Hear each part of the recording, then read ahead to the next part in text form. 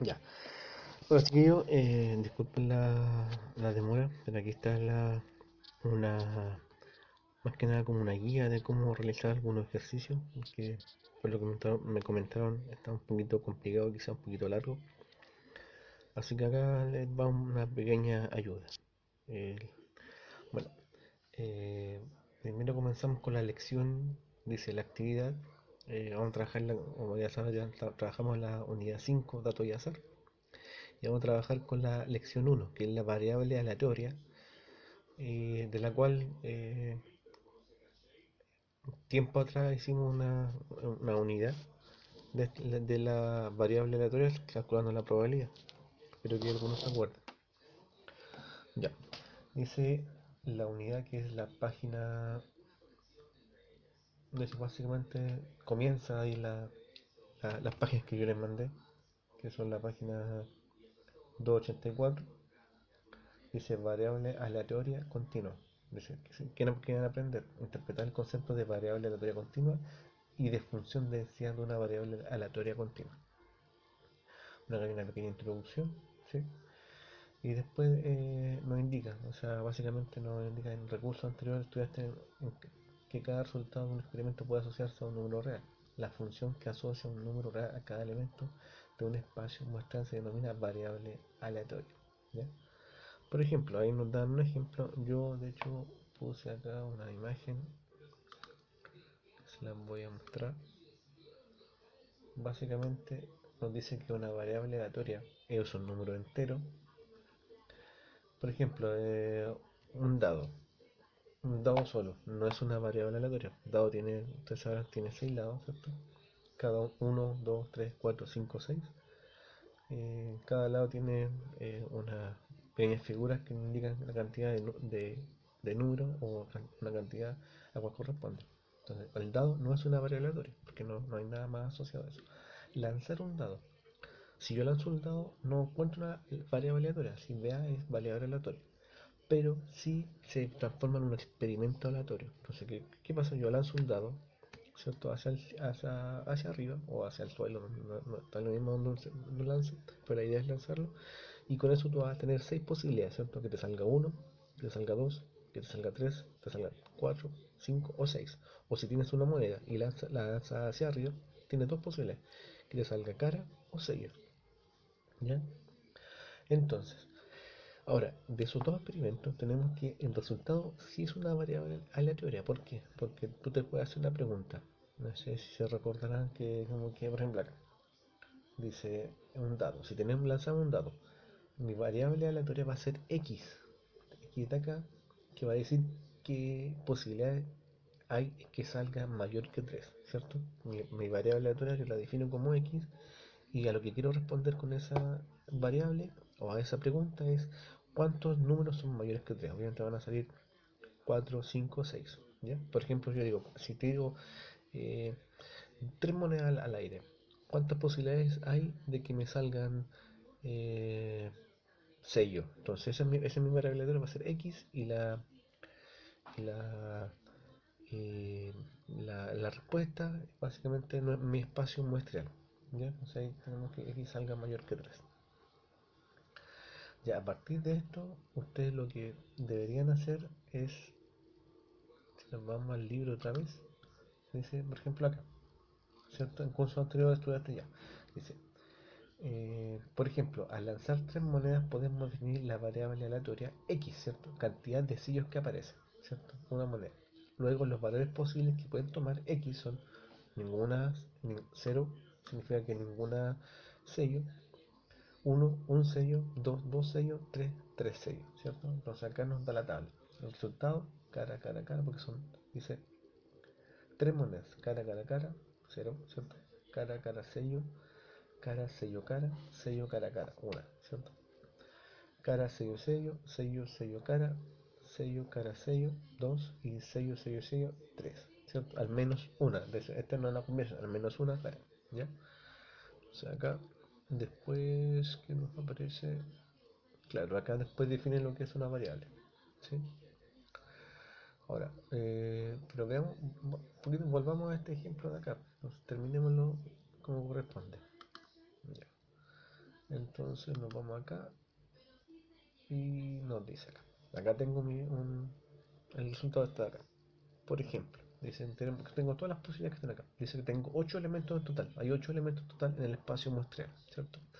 Entonces yo quiero definir una probabilidad de, de ocurrencia de esas variables. Entonces tengo x, mi variable aleatoria, ¿cierto? X, la cantidad de sellos que hay dentro de mi espacio muestral. Entonces 0, hay uno, ¿cierto? No, este está mal. Esta es la que cuenta, ¿cierto? X, 0, 1, 2, 3. Sucesos. Entonces los sucesos en el espacio muestral de donde ocurren. Entonces tengo cara, cara,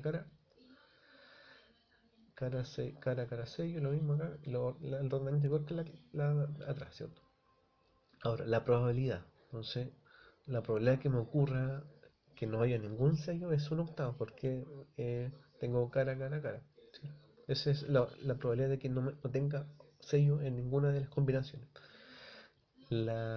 Para una probabilidad tengo 3 octavos, porque ahí ya tengo 3 posibilidades.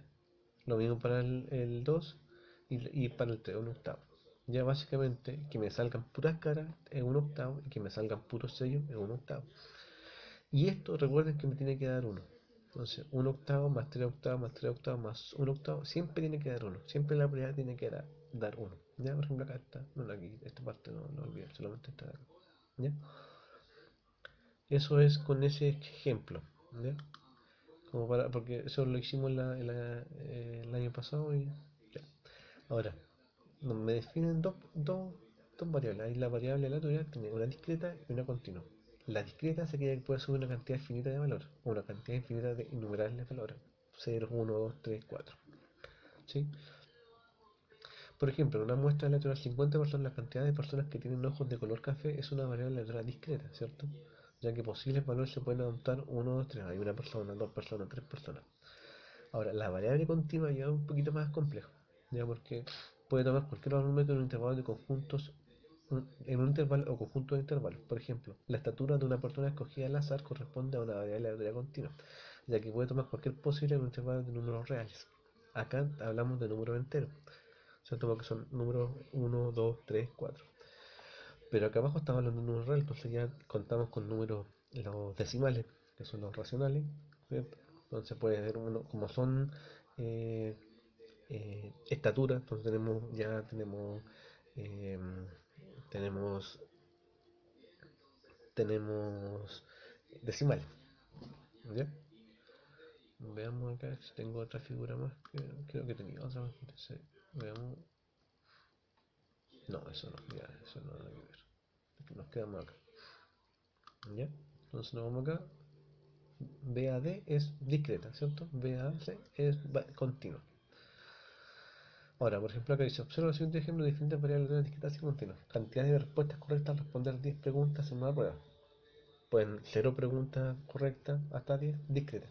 Cantidad de centímetros completados al llenar con agua una botella de 375 centímetros cúbicos, ¿cierto? Aquí mi variable va entre 0 y 375. Entonces tú puedes tomar cualquier valor de aquí, continua. Cantidad de ampolletas defectuosas al revisar, ¿cierto? Tenemos una ampolleta defectuosa, dos ampolletas defectuosas. Cantidad de segundos para armar la primera cara de un cubo Rubik, lo mismo, ¿cierto? Y tiempo en armar la primera cara de un cubo Rubik, ¿cierto? Cantidad de segundos y tiempo, ¿cierto? Acá cantidad de segundos es 1, 2, 3, pero acá tenemos un tiempo para armar la primera, no sé, en tiempo tenemos con decimales. Y en el curso anterior de distribución binomial, eso le hicieron un repaso la vez pasada, distribución binomial, perdón, que es una distribución de probabilidad de variables aleatorias discretas. Recuerda que la distribución de probabilidad de una variable aleatoria discreta describe cómo se distribuyen las probabilidades de diferentes valores que puede tomar dicha variable. Ya. Ahora, ahora se define la que es la función de densidad de probabilidad, que se nota por f de x. ¿Ya? Y aquí dice, básicamente tienen que leer esto de acá, que van dentro de intervalo a b. Entonces si ven la figura de acá, está bien descrita, tiene una eje x y el eje y, la función, y tiene que van en intervalo a b, siempre en intervalo acotado. Y nos dice que hay de hecho hay dos importantes características para decir que es una función de densidad de probabilidad.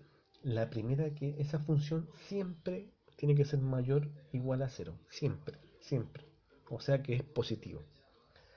Y que el área bajo la curva tiene que ser igual a uno, igual que una probabilidad, siempre tiene que ser igual a uno. Esta probabilidad es análoga a aquella que en el caso de las probabilidades discretas establece que la suma de todas las probabilidades debería ser 1. Siempre, siempre tiene que ser igual a 1.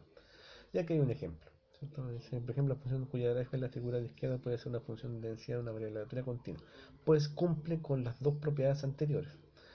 Ahora, nos dice que la variable está en la parte positiva de la gráfica, entonces es mayor que 0, y cualquier valor del área bajo la curva es 1. Si te fijas en esto, por ejemplo acá, es un triángulo que tiene base de 0 a 2, o sea, 1, 2.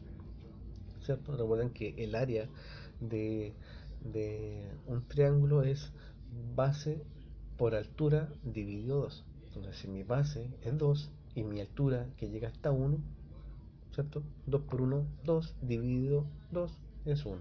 ¿Ya? Por eso nos dice que la área bajo la curva es 1. De hecho, acá dice, ¿lo entiendes? Explica por qué el área bajo la curva es igual a 1. Claro, ¿por qué? Porque el área de un triángulo siempre es base por altura. ¿Recuerda? Base por altura. La base es 2 y la altura es 1. Entonces, base por altura dividido 2 es 1. ¿Ya?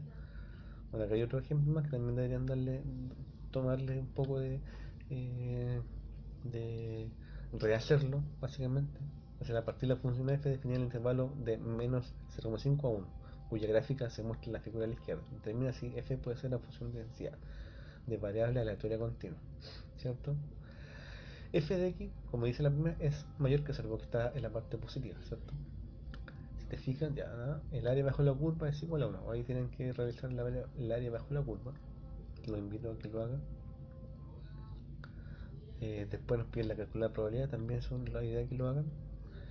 Ya, y aquí nos dan un poco, tomo notas, eso es básicamente lo que tiene, no tengo, ojalá que nos dan todo lo anterior, pero básicamente es un resumen. Y nos dan actividades. Por ejemplo, en cada caso determina si la variable aleatoria es discreta o continua, y luego describe los valores posibles que la variable puede tomar.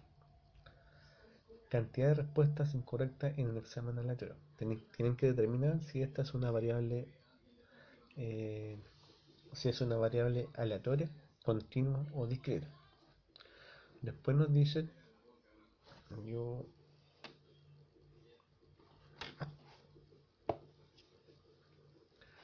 menciona tres ejemplos de variables aleatorias discretas o continuas. Después acá nos dice, la siguiente función, esta yo creo la hice, si es que, ya, esa, la de la 3 se la voy a dejar en el canal, una de las preguntas para que la echen una mirada. La voy a dejar como un archivo PDF, o de hecho una imagen, ¿ya? Porque la tengo en imagen acá, no la copié, se me fue. Veamos.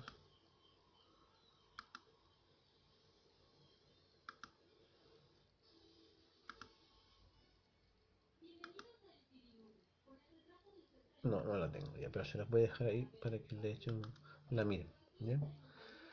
Y eso, la otra eh, tenían que hacer la